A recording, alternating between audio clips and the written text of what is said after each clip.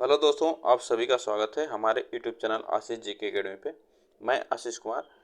तो दोस्तों, यह जो हम लोग एसएसटी का आज टॉपिक कर रहे हैं, जो सामान्य अध्ययन का, यह यूपी टेट का जो प्रीवियस ईयर का क्वेश्चन है 2000 जो 22 में पेपर हुआ था, जो 2021 वाला। तो वही हम लोग का यह पेपर है, जो कि एसएसटी का यह पेपर है, जिसमें 60 प्रश्न है। तो आप लोग इस वीडियो को पूरा अंत तक देखिएगा। आप लोग इस वीडियो से एनालिसिस करेंगे कि कैसे कैसे प्रश्न आते हैं, जो कि यूपी टेट के सेकंड पेपर में, तो आप लोग इससे देख पाएंगे। तो चलिए स्टार्ट करते हैं आज का पहला प्रश्न। स्टार्ट करते हैं। भारतीय संविधान का कौन सा भाग मौलिक अधिकार से संबंधित है? तो भाग 1 में, भाग 4 में, भाग 2 में, भाग 3 में। तो इसमें से पूछ रहा है कि भारतीय संविधान का कौन सा भाग मौलिक अधिकार से संबंधित है। तो आपको बता दें कि मौलिक अधिकार का जो संबंध है वह भाग 3 में है, 3 में है, भाग 3 में है। और मौलिक कर्तव्य की बात करता है तो भाग 4 में करता है, ठीक ना। तो मौलिक कर्तव्य की बात करेगा तो आप भाग 4 में बताइएगा, और मौलिक अधिकार जो होता है भारतीय नागरिक का, तो वह भाग 3 में है। ठीक, चलिए आगे चलते हैं। पंचायती राज को सुदृढ़ करने हेतु निम्नलिखित में से कौन सा भारतीय संविधान संशोधन किया गया? तो पंचायती राज को सुदृढ़ करने हेतु कौन सा भारतीय संविधान संशोधन किया गया था? 42वां संशोधन, 86वां संशोधन, 44वां संशोधन, 73वां संशोधन। तो इसमें से कौन सा संशोधन किया गया था? जब पंचायती राज को सुदृढ़ करना था तो वह जब किया गया था तो 73वां संशोधन किया गया था भारतीय संविधान, ठीक ना। जब संशोधन हुआ था तो उसमें 73वां संशोधन हुआ था। चलिए आप लोग देखते रहिएगा। अंतर्राष्ट्रीय न्यायालय का मुख्यालय स्थित है। अंतर्राष्ट्रीय न्यायालय का मुख्यालय कहाँ पे स्थित है? न्यूयॉर्क में, पेरिस में, लंदन में, द हेग में। तो आपको बताना है, तो अंतर्राष्ट्रीय न्यायालय का मुख्यालय कहाँ पे स्थित है? तो यह हेग में स्थित है। इसको आप लोग याद रखिएगा, हेग में स्थित है। ठीक, चलिए आगे चलते हैं। जनसंख्या नियंत्रण व परिवार नियोजन विषय भारतीय संविधान के अंतर्गत किस सूची में शामिल है? तो जनसंख्या नियंत्रण व परिवार नियोजन विषय जो है भारतीय संविधान की किस सूची में शामिल है? आपको बताना है। राज्य सूची, अवशिष्ट विषय, संघ सूची, समवर्ती सूची। तो जनसंख्या नियंत्रण व परिवार नियोजन की जो विषय है भारतीय संविधान के समवर्ती सूची में इसका शामिल किया गया है। समवर्ती सूची में यह शामिल है। ठीक, चलिए आगे चलते हैं। निम्नलिखित में से कौन सा निर्देशक सिद्धांत विदेश नीति से संबंधित है? तो कौन सा निर्देशक सिद्धांत है जो विदेश नीति से संबंधित है? अनुच्छेद 48, अनुच्छेद 51, अनुच्छेद 49, अनुच्छेद 50। तो आपसे पूछ रहा है कौन सा निर्देशक सिद्धांत जो विदेश नीति से संबंधित है, इसमें से कौन सा ऑप्शन सही होगा? इसमें जो ऑप्शन सही होगा, अनुच्छेद 51 जो है यह विदेश नीति से संबंधित है। ठीक ना, निर्देशक सिद्धांत है, विदेश नीति से संबंधित है। चलिए आगे चलते हैं। निम्नांकित में से कौन सी शिक्षण सहायक सामग्री महाद्वीपों के अनुपातिक क्षेत्र एवं आकार को दर्शाने में सर्वाधिक उपयुक्त है? तो इसमें से पूछ रहा है शिक्षण सहायक सामग्री जो महाद्वीपों के अनुपातिक क्षेत्र एवं आकार को दर्शाने में सर्वाधिक उपयुक्त है। विश्व का राजनीतिक मानचित्र, इनमें से कोई नहीं। विश्व का प्राकृतिक मानचित्र, ग्लोब। इसमें से पूछ रहा है कि कौन सा सबसे अच्छा आकार को दर्शाने में सर्वाधिक उपयुक्त है? इसमें जो होता है वह सबसे अच्छा ग्लोब होता है, ठीक ना। इस ऑप्शन में से सबसे अच्छा ग्लोब है। चलिए आगे चलते हैं। क्वेश्चन नंबर 7, भूगोल शिक्षण की उपयुक्त विधि है।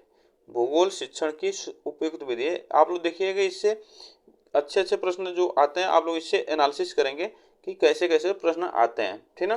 तो भूगोल शिक्षण की उपयुक्त विधि है भ्रमण विधि, इनमें से कोई नहीं। वार्तालाप विधि, कहानी विधि। तो भूगोल शिक्षण के लिए सबसे उपयुक्त विधि मानी जाती है भ्रमण विधि, ठीक ना। सबसे उपयुक्त विधि है भ्रमण विधि। ऑप्शन इसमें हम लोग का फर्स्ट सही है। मानचित्र को समझने की सर्वव्यापी भाषा को समझा जा सकता है। तो जो मानचित्र होता है उसको समझने की सर्वव्यापी भाषा को समझा जा सकता है रेखा चित्रों से, थीमेटिक मानचित्रों से, ऋण चित्रों से, वर्णमाला के अक्षरों से। तो इसमें से कौन सा ऑप्शन सही होगा? इसमें जो मानचित्र को समझने की सर्वव्यापी भाषा है वह सबसे अच्छी ऋण चित्र चिन्हों से होता है। किससे होता है? ऋण चिन्हों से समझा जाता है। यह सबसे सर्वव्यापी भाषा हो, ठीक ना, मानचित्रों को समझने के लिए। चलिए, यू आकार की घाटी का निर्माण होता है। यू आकार की घाटी का निर्माण होता है, कहाँ पे होता है? हिम नदी द्वारा, सागरीय तरंगों द्वारा, नदी द्वारा और पवन द्वारा। तो यू आकार की घाटी का निर्माण होता है, आपको बताना है। तो यह किसके द्वारा होता है? तो यह जो हिम नदी है, ठीक ना, जो हिम नदी है, इसके द्वारा यू आकार की घाटी का निर्माण होता है। चलिए आगे चलते हैं। ऑस्ट्रेलिया की राजधानी है। ऑस्ट्रेलिया की राजधानी है सिडनी है, इनमें से कोई नहीं। कैनबरा है, मेलबर्न।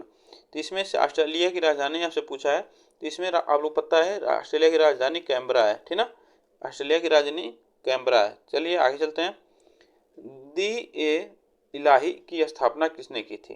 तो दी ए इलाही की स्थापना किसने की थी? मोहम्मद गजनवी, शेर शाह सूरी, हुमायूं, अकबर। तो दीन ए इलाही की स्थापना किसने की थी? तो यह किसने की थी? तो यह अकबर ने की थी। किसने किया था? अकबर ने। दीन ए इलाही की स्थापना अकबर ने किया था। चलिए आगे चलते हैं। ह्वेन सांग किसके शासनकाल में भारत आया था? तो ह्वेन सांग किसके शासनकाल में आया था, आपको बताना है। देखिए, ह्वेन सांग, ह से ह्वेन सांग, ह से हर्षवर्धन, हर्षवर्धन। तो यह किसके शासनकाल में आया था? तो हर्षवर्धन के शासनकाल में आया था भारत, ठीक ना। आप लोग इसको याद है, ह से ह्वेन और ह से हर्षवर्धन। चलिए आगे चलते हैं। निम्नलिखित बादशाहों में किसे कलंदर कहा जाता है? निम्नलिखित बादशाहों में किसे कलंदर कहा जाता है? बाबर को, शाहजहां को, हुमायूं को, अकबर को। तो कलंदर किसे कहा जाता है बादशाहों में? तो आप लोग इसको बताइए, तो इसमें से कौन सा ऑप्शन सही होगा? तो यह कलंदर कहा जाता है अकबर को, ठीक ना। निम्नलिखित बादशाहों में से अकबर को कलंदर कहा जाता है। चलिए आगे चलते हैं। बंगाल का विभाजन करने वाला गवर्नर जनरल था। तो बंगाल का विभाजन करने वाला गवर्नर जनरल कौन था? कर्जन था, मेयो था, कैनिन था, मिंटो था। तो बंगाल का विभाजन करने वाला गवर्नर जनरल कौन था, आपको बताना है। इसमें से कौन सा ऑप्शन सही होगा? तो यह कर्जन था, जो बंगाल का विभाजन करने वाला गवर्नर जनरल था, ठीक ना। ऑप्शन इसमें फर्स्ट सही है। कुंवर सिंह राज्य के जमींदार थे। कुंवर सिंह राज्य के जमींदार थे। बैरकपुर, बिठूर, जगदीशपुर, अवध। तो कुंवर सिंह किस राज्य के जमींदार थे, आपको बताना है। तो किस राज्य के जमींदार थे? तो आपको इसमें से ऑप्शन कौन सा सही होगा, आपको बताना है। तो जो कुंवर सिंह थे, यह जगदीशपुर राज्य के जमींदार थे, ठीक ना। आप लोग इसको याद रखिएगा। चलिए, तापक्रम विलोमता का अर्थ है। तापक्रम विलोमता का अर्थ है बढ़ती ऊंचाई के साथ घटता तापक्रम, बढ़ती ऊंचाई के साथ अस्थिर तापक्रम, बढ़ती ऊंचाई के साथ बढ़ता तापक्रम, बढ़ती ऊंचाई के साथ स्थिर तापक्रम। इसमें से विलोमिता, मतलब विलोमिता का बात कर रहा है, तो तापक्रम विलोमता का अर्थ क्या होता है? इसमें से कौन सा ऑप्शन सही होगा? इसमें जो ऑप्शन सही होगा, विलोमीयता, मतलब उल्टा पूछ रहा है। तो बढ़ती ऊंचाई के साथ क्या होता है? अस्थिर तापक्रम जो होगा, ठीक ना। तो आप बढ़ती ऊंचाई के साथ क्या होगा? अस्थिर तापक्रम, ये अस्थिर तापक्रम होता है। तो ऑप्शन इसमें हमारा सेकंड सही है। चलिए आगे चलते हैं। इसके हमें विलोमिता पूछ रहा था, उल्टा पूछ रहा था, ठीक ना। चलिए आगे चलते हैं। निम्नलिखित जलाशयों में से कौन रिहंद परियोजना से संबंधित है? तो निम्नलिखित जलाशयों में से रिहंद परियोजना से संबंधित है। गांधी सागर, गोविंद सागर, गोविंद बल्लभ पंत सागर, जवाहर सागर। तो जलाशय संबंध रिहंद परियोजना संबंधित है किससे? तो गोविंद बल्लभ पंत से संबंधित है, ठीक ना। गोविंद बल्लभ पंत से संबंधित है। ऑप्शन इसमें हमारा थर्ड सही है। शिवकीला प्रसिद्ध पर्वतीय दर्रा है। शिवकीला जो दर्रा है, आपको बताना पर्वतीय दर्रा है कहाँ का? जम्मू कश्मीर का, हिमाचल प्रदेश का, उत्तराखंड का, सिक्किम का। तो शिवकीला दर्रा जो है, यह हिमाचल प्रदेश में है, ठीक ना। शिवकीला दर्रा जो हिमाचल प्रदेश में है, आप लोग इसको याद रखिएगा। चलिए आगे चलते हैं। सामाजिक अध्ययन के अध्यापक को विषय वस्तु के साथ साथ ज्ञान होना चाहिए। सामाजिक अध्ययन के अध्यापक को विषय वस्तु के साथ साथ ज्ञान होना चाहिए। शिक्षा के उद्देश्यों का इनमें से कोई नहीं। शिक्षण विधियों का, शिक्षण तकनीक का। ऑप्शन इसमें कौन सा ऑप्शन सही होगा? तो सामाजिक अध्ययन के अध्यापक को विषय वस्तु के साथ साथ शिक्षण विधियों का भी ज्ञान होना चाहिए, ठीक ना। किसका ज्ञान होना चाहिए? शिक्षण विधियों का भी ज्ञान होना चाहिए। इसमें जो ऑप्शन सही होगा, थर्ड ऑप्शन सही है। भूगोल शिक्षण हेतु सर्वाधिक उपयोगी सहायक सामग्री है। भूगोल शिक्षण हेतु सर्वाधिक उपयोगी सहायक सामग्री है कैलेंडर, बैरोमीटर, मानचित्र, फ्लैश कार्ड। इसमें से भूगोल शिक्षण हेतु सर्वाधिक उपयोगी सहायक सामग्री कौन सी है, आपको बताना है। तो ये सबसे अच्छी सहायक सामग्री है मानचित्र, ठीक ना। भूगोल को पढ़ाने के लिए सबसे अच्छा मानचित्र होता है। चलिए आगे चलते हैं। अष्टाध्यायी के लेखक थे, अष्टाध्यायी के लेखक थे वेदव्यास, वाल्मीकि, पाणिनि, शुकदेव। तो अष्टाध्यायी के लेखक कौन थे, आपको बताना है। तो अष्टाध्यायी के लेखक कौन थे? तो पाणिनि थे, ठीक ना, पाणिनि थे। आप लोग इसको याद रखिएगा। चलिए आगे चलते हैं। द्वितीय बौद्ध संगीति का आयोजन किसके राज्यकाल में हुआ था? तो द्वितीय जो बौद्ध संगीति का आयोजन किया किसके राज्यकाल में हुआ था? उदयभद्र के, कालाशोक के, महापद्मानंद के, शिशुनाग के। तो द्वितीय बौद्ध संगीत का आयोजन किसके राज्यकाल में हुआ था? तो यह कालाशोक के राज्यकाल में हुआ था। आप लोग इसको याद रखिएगा, ठीक। चलिए आगे चलते हैं। अकबर ने इबादत खाना का निर्माण करवाया था। अकबर ने इबादत खाना का निर्माण करवाया था आगरा में, सिकंदरा में, फतेहपुर सीकरी में, दिल्ली में। अकबर ने जो इबादत खाना का निर्माण करवाया था, यह कहाँ पे कराया था, आपको बताना है। तो यह फतेहपुर सीकरी में कराया था, ठीक ना। फतेहपुर सीकरी में अकबर ने कराया था इबादत खाना का निर्माण। चलिए आगे चलते हैं। आर्य समाज की स्थापना हुई थी। आर्य समाज की स्थापना हुई थी कब हुई थी? 1865 ईस्वी में, 1880 में, 1870 ईस्वी में, 1875 ईस्वी में। तो आर्य समाज की स्थापना जब हुई थी तो वह उस समय 1875 में की गई थी। आर्य समाज की स्थापना 1875 में की गई थी, ठीक। चलिए आगे चलते हैं। निम्नलिखित में से कौन काकोरी कांड से संबंधित नहीं है? तो आपसे पूछ रहा है कौन काकोरी कांड से संबंधित नहीं है? राम प्रसाद बिस्मिल, सूर्यसेन, राजेंद्र लाहिड़ी और अशफाक उल्लाह खां। तो इसमें से काकोरी कांड से कौन संबंधित नहीं है, इसमें से आपको बताना है। इसमें जो ऑप्शन सही होगा हम लोग का सूर्यसेन। सूर्यसेन जो यह बंगाल में वहाँ पे लूट हुआ था, हथियारों के लूट, उसमें शामिल थे। यह सूर्यसेन जो काकोरी कांड से संबंधित नहीं है। सूर्यसेन बंगाल जो हथियार लूट कांड हुआ था उसमें शामिल थे। भिलाई इस्पात कारखाना स्थित है। भिलाई इस्पात कारखाना कहाँ पे स्थित है? छत्तीसगढ़ में, उड़ीसा में, झारखंड में, मध्य प्रदेश में। तो भिलाई इस्पात कारखाना कहाँ पे स्थित है? यह स्थित है छत्तीसगढ़ में, ठीक ना। कहाँ पे? छत्तीसगढ़ में। आप लोग इसको याद रखिएगा। निम्नलिखित शैलों में से कौन सी अवसादी शैल का उदाहरण है? कौन सी अवसादी शैल का उदाहरण है? स्लेट, ग्रेनाइट, संगमरमर, शैल। तो अवसादी शैल का उदाहरण है, आपको बताना है। तो कौन है? तो यह शैल है, ठीक ना।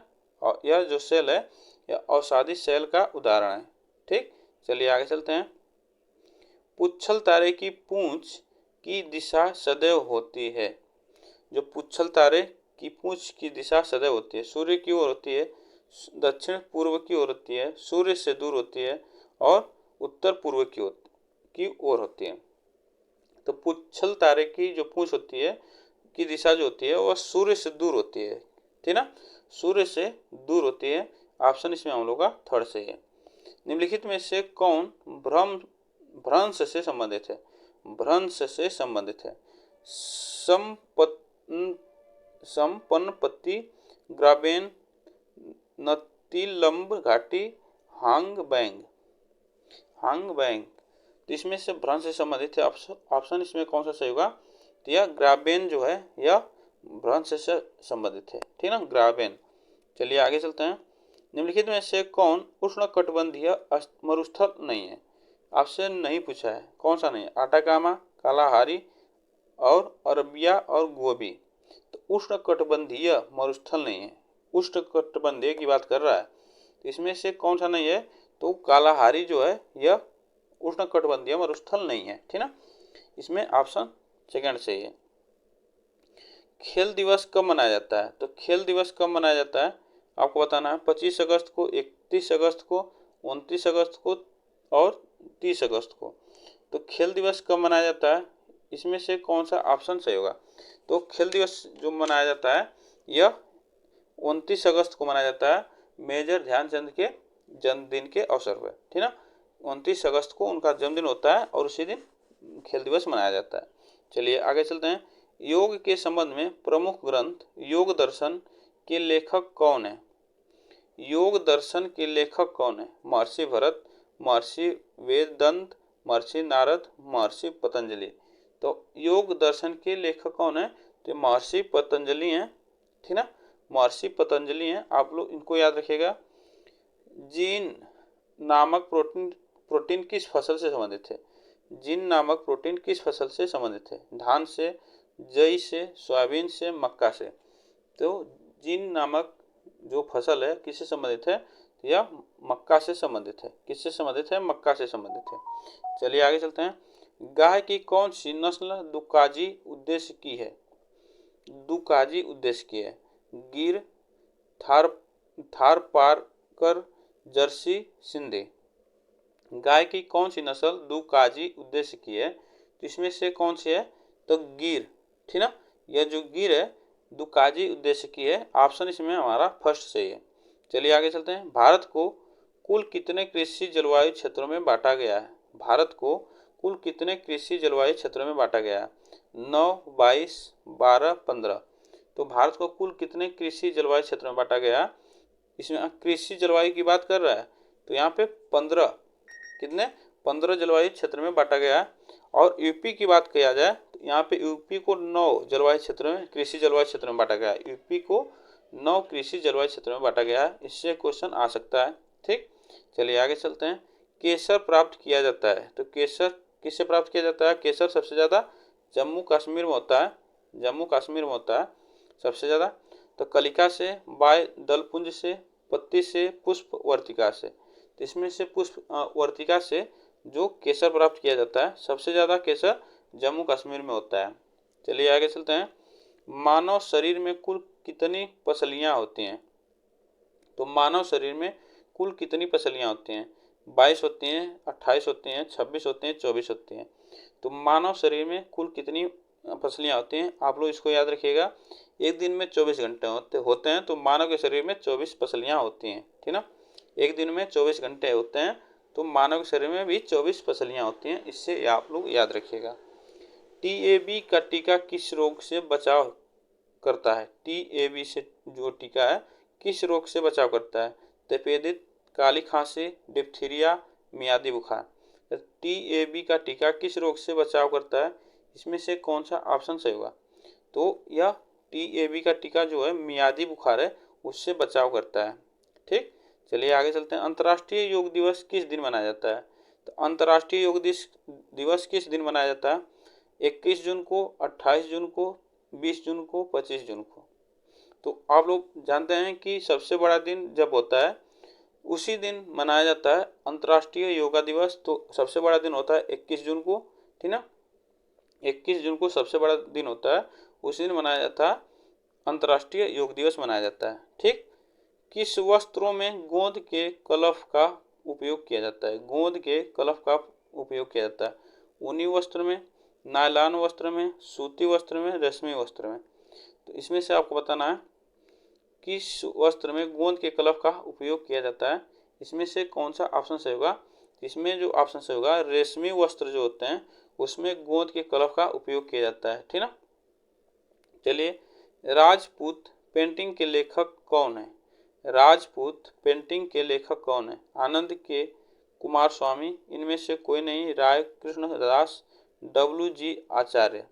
तो इसमें से कौन सा ऑप्शन सही होगा। राजपूत पेंटिंग के लेखक कौन है, तो यह जो है आनंद के कुमार स्वामी, आनंद के कुमार स्वामी हैं, जो कि ऑप्शन इसमें हमारा फर्स्ट सही है। चलिए आगे चलते हैं। लोक कला का संबंध है, लोक कला का संबंध है क्षेत्रीय कला से, प्रागैतिहासिक कला से, चित्रकला से, आधुनिक कला से। तो लोक कला का संबंध किससे है, तो आपको बताना है। तो यह लोक कला का संबंध क्षेत्रीय कला से है। ऑप्शन इसमें हमारा फर्स्ट सही है। ज्यामितीय डिजाइन कहते हैं। ज्यामितीय डिजाइन किसे कहते हैं? ज्यामितीय आकारों को, इनमें से कोई नहीं, ज्यामितीय आकारों से बनी आकृति को, वर्ग में बनी डिजाइन को। तो ज्यामितीय डिजाइन किसे कहते हैं आपको बताना है। तो इसमें जो ऑप्शन सही होगा, ज्यामितीय आकारों से बनी आकृति को, ठीक ना। ज्यामितीय आकारों से बनी आकृति को, ज्यामितीय आकारों से बनी आकृति को ज्यामितीय डिजाइन कहते हैं। चलिए, एपड़ का संबंध किस राज्य से? एपड़ का संबंध किस राज्य से? उत्तर प्रदेश से, उत्तराखंड से, मध्य प्रदेश से, महाराष्ट्र से। तो एपड़ का संबंध किससे है? तो यह उत्तराखंड से, ठीक ना, उत्तराखंड से। दोस्तों, अगर वीडियो आप लोग को अच्छी लग रही हो तो वीडियो को लाइक कर दीजिएगा और चैनल को सब्सक्राइब कर लीजिएगा। अगर अच्छी नहीं लग रही हो तो आप लोग डिसलाइक भी कर सकते हैं। तो आप लोग जरूर करिएगा, लाइक कर दीजिएगा तो डिसलाइक कर दीजिएगा और चैनल को सब्सक्राइब जरूर कर लीजिएगा। तो एपड़ का संबंध किस राज्य से है आपको बताना है। तो इसमें उत्तराखंड से है। हिंदुस्तानी संगीत में श्रुतियों की कुछ कितनी संख्या मानी जाती है? तो श्रुतियों की कुल कितनी संख्या मानी जाती है? 22, 9, 13, 12। तो हिंदुस्तानी संगीत में श्रुतियों की कुल कितनी संख्या होती है? यह होती है 12, ठीक ना, 12 होती है। ऑप्शन इसमें हमारा होगा फोर्थ सही है। चलिए आगे चलते हैं। केंद्रीय औषधि एवं सुगंध पौधा संस्थान स्थित है। तो केंद्रीय औषधि एवं सुगंध पौधा संस्थान स्थित है, आपको बताना है हैदराबाद, लखनऊ, नई दिल्ली, भोपाल। तो आपको बताना है केंद्रीय औषधि और सुगंध संस्थान कहाँ पे स्थित है। इसमें से कौन सा ऑप्शन सही होगा? तो यह लखनऊ में स्थित है। कहाँ पे है? लखनऊ में स्थित है। आप लोग इसको याद रखिएगा, ठीक ना, लखनऊ में स्थित है। चलिए आगे चलते हैं। मार्मलेड बनाने के लिए सर्वाधिक उपयुक्त फल है। मार्मलेड बनाने के लिए सर्वाधिक उपयुक्त फल है केला, बेल, जामुन, माल्टा। इसमें से कौन सा ऑप्शन सही होगा? तो मार्मलेड बनाने के लिए सबसे उपयुक्त जो फल होता है माल्टा होता है, माल्टा होता है। ऑप्शन इसमें हम लोग का फोर्थ सही है। केंद्रीय खाद्य प्रौद्योगिकी संस्थान स्थित है, अनुसंधान संस्थान स्थित है। केंद्रीय खाद्य प्रौद्योगिकी अनुसंधान संस्थान स्थित है नई दिल्ली, इनमें से कोई नहीं, महाराष्ट्र, कर्नाटक। आपको बताना है तो यह केंद्रीय खाद्य प्रौद्योगिकी संस्थान जो है यह कर्नाटक में स्थित है और कर्नाटक के मैसूर में। किसमें? मैसूर में, ठीक ना, आप लोग इसको याद रखिएगा। चलिए आगे चलते हैं। जेली बनाने में किस परिरक्षक का प्रयोग होता है? जेली बनाने के लिए आपको बताना है किस परिरक्षक का प्रयोग किया जाता है। तो इसमें से शर्करा, सल्फर डाइऑक्साइड, पेक्टिन, सल्फाइड। तो इसमें देखिए जो जेली बनाने में जो परिरक्षक का प्रयोग किया जाता है बेंजीन एसिड होता है, लेकिन इसमें बेंजीन एसिड नहीं है तो हम लगाएंगे शर्करा, ठीक ना, शर्करा। ऑप्शन इसमें हम लोग का फर्स्ट सही होगा। हिंदुस्तानी संगीत में शुद्ध और विकृत कुल मिलाकर कितने स्वर होते हैं? शुद्ध और विकृत कुल मिलाकर कितने स्वर होते हैं? 12, 11, 8, 7। हिंदुस्तानी संगीत में शुद्ध और विकृत कुल मिलाकर कितने स्वर होते हैं? तो ये कितने होते हैं? 12। कितने होते हैं? 12 होते हैं। इसको आप लोग याद रखिएगा। चलिए आगे चलते हैं। Question number 42। चार ताल का प्रयोग किस गायकी के साथ किया जाता है? चार ताल का प्रयोग किस गायकी के साथ किया जाता है? धमार से, ख्याल से, तरान से, ध्रुपद से। तो चार ताल का प्रयोग किस गायकी के साथ किया जाता है? इसमें से कौन सा सही होगा? इसमें ध्रुपद से किया जाता है। चार ताल का प्रयोग ध्रुपद से किया जाता है। ऑप्शन इसमें फोर्थ सही है। इनमें से कौन तबला वादक नहीं है? यहाँ पे नहीं पूछ रहा है। पंडित किशन महाराज, अहमद जान थिरकवा, जाकिर हुसैन, रामदास शर्मा। इसमें से कौन जो तबला वादक नहीं है? तो इसमें जो रामदास शर्मा है यह तबला वादक नहीं है, ठीक ना। और पंडित महाराज, अहमद जान थिरकवा और जाकिर हुसैन यह तबला वादक हैं। प्रथम राष्ट्रीय खेल कहाँ आयोजित हुए? प्रथम राष्ट्रीय खेल जो हुआ वह कहाँ पे हुआ था? नई दिल्ली में, चेन्नई में, मुंबई में, कोलकाता में। तो यह प्रथम राष्ट्रीय खेल कहाँ आयोजित हुए? आपको बताना है। तो यह जो हुआ था प्रथम राष्ट्रीय खेल नई दिल्ली में हुआ था। ऑप्शन इसमें हम लोग का फर्स्ट सही है। आज भारत को गीता की नई बल्कि फुटबॉल के मैदान की आवश्यकता है, यह किस विचारक ने प्रस्तुत किया था। आज भारत को गीता की नहीं बल्कि फुटबॉल के मैदान की आवश्यकता है, यह किस विचारक ने प्रस्तुत किया था। राधा कृष्णन ने, रूसो ने, स्वामी विवेकानंद ने, प्लेटो ने। तो यह विचार जिसका था तो यह स्वामी प्रसाद विवेकानंद स्वामी विवेकानंद जी थे। स्वामी विवेकानंद जी कहे थे, इनका विचार था। ठीक है। सामुदायिक विकास कार्यक्रम कब शुरू किया गया। सामुदायिक विकास कार्यक्रम कब शुरू किया गया, आपको बताना है। 1952 में, 1960 में, 1955 में, 1957 में। तो सामुदायिक विकास कार्यक्रम कब शुरू किया गया था, तो यह 1952 में किया गया था। कब किया गया था, 1952 में किया गया था। ऑप्शन इसमें हम लोग का फर्स्ट सही है। चलिए आगे चलते हैं। भारत में उच्चतम न्यायालय ने संविधान के बुनियादी ढांचे का सिद्धांत दिया। भारत में उच्चतम न्यायालय ने संविधान के बुनियादी ढांचे का सिद्धांत दिया।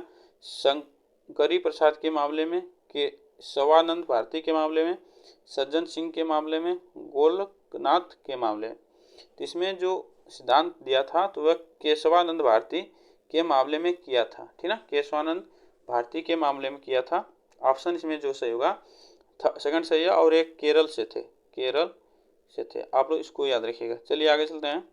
भारतीय संविधान के किस अनुच्छेद के अंतर्गत राज्यपाल एक विधेयक को राष्ट्रपति की स्वीकृति के लिए सुरक्षित रखने की शक्ति रखता है। तो राष्ट्रपति की स्वीकृति के लिए सुरक्षित रखने की शक्ति रखता है अनुच्छेद 52, अनुच्छेद 213, अनुच्छेद 108, अनुच्छेद 200। तो भारतीय संविधान के किस अनुच्छेद के अंतर्गत राज्यपाल एक विधेयक को राष्ट्रपति की स्वीकृति के लिए सुरक्षित रखने की शक्ति रखता है, तो यह अनुच्छेद 200 में यह सुरक्षित रखने की स्वीकृति करता है, अनुच्छेद 200। चलिए, भारत के उपराष्ट्रपति का निर्वाचन निर्वाचक मंडल द्वारा किया जाता है, किसके सदस्य होते हैं। तो भारत के उपराष्ट्रपति का निर्वाचन जो निर्वाचक मंडल द्वारा किया जाता है, किसके सदस्य होते हैं। राज्यसभा के सभी सदस्य होते हैं, राज्यसभा के निर्वाचित सदस्य होते हैं, संसद के दोनों सदनों के सभी सदस्य होते हैं, संसद के दोनों सदनों के निर्वाचित सदस्य होते हैं। तो इसमें से कौन सा ऑप्शन सही होगा आपको बताना है। तो इसमें जो ऑप्शन सही होगा, इसमें थर्ड ऑप्शन सही होगा। ठीक ना, थर्ड ऑप्शन सही होगा। चलिए आगे चलते हैं। आज का लास्ट क्वेश्चन, कौन सा देश दक्षेस का सदस्य नहीं है। कौन सा देश दक्षेस का सदस्य नहीं है। भूटान, जापान, नेपाल, बांग्लादेश। तो दक्षेस का सदस्य नहीं है तो यह जो देश है जापान है। ठीक ना, जापान है कि यह दक्षेस का सदस्य नहीं है। तो दोस्तों आज के लिए यह 60 क्वेश्चन थे। और दोस्तों आप लोग को वीडियो अच्छी लगी हो तो वीडियो को जरूर लाइक कर दीजिएगा। और जो लोग नए जुड़े हैं आप लोग चैनल को सब्सक्राइब कर लीजिएगा, जिससे वीडियो का नोटिफिकेशन आप तक जाता रहेगा।